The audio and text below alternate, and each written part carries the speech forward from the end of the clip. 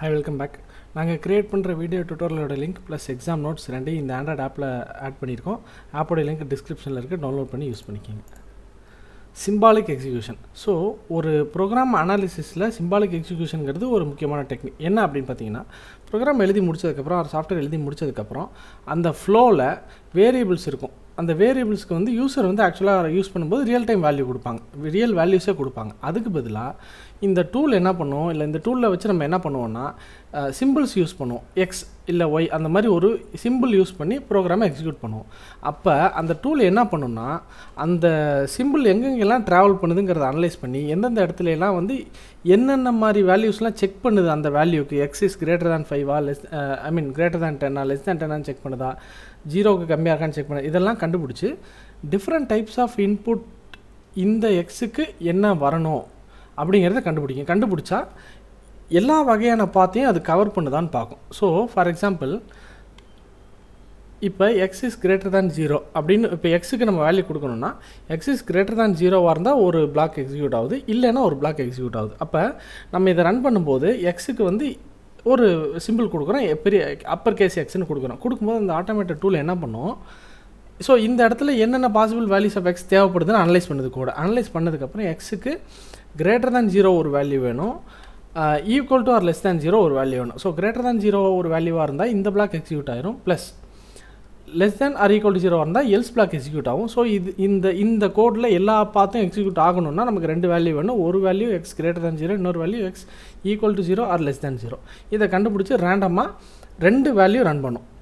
ஒன்று வந்து X greater than 0, அடுத்தது இன்னொன்று X less than or equal to 0 run பண்ணுச்சுன்னா ரெண்டு பாத்துக்கும் என்ன அவுட்புட் வருது, கரெக்டாக பிஹேவ் பண்ணுதா, அந்த எக்ஸ்பெக்டட் பிஹேவியர் தானான்னு கண்டுபிடிச்சி சொல்கிறது தான் இந்த சிம்பாலிக் எக்ஸிக்யூஷன்.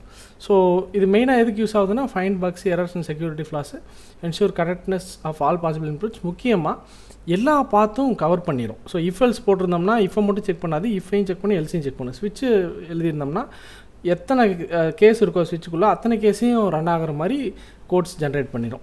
ஸோ அதுதான் சிம்பாலிக் எக்ஸிக்யூஷனோட அட்வான்டேஜ்.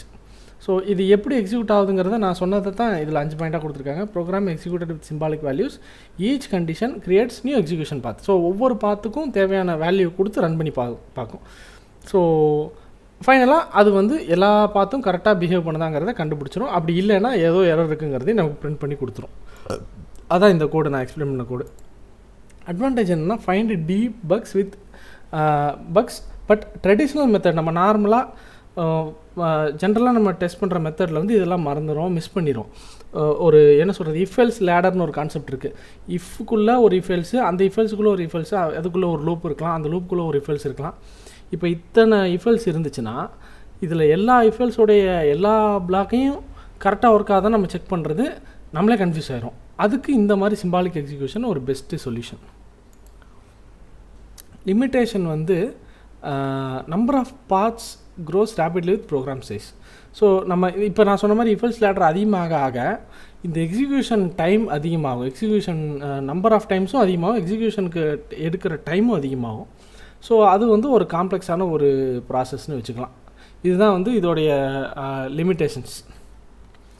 அடுத்தது அப்ளிகேஷன், முக்கியமாக used in software verification, unit test generation, அப்புறம் செக்யூரிட்டி அனாலிசிஸ். ஸோ இதெல்லாம் வந்து சிம்பாலிக் எக்ஸிக்யூஷனோட முக்கியமான கான்செப்ட்.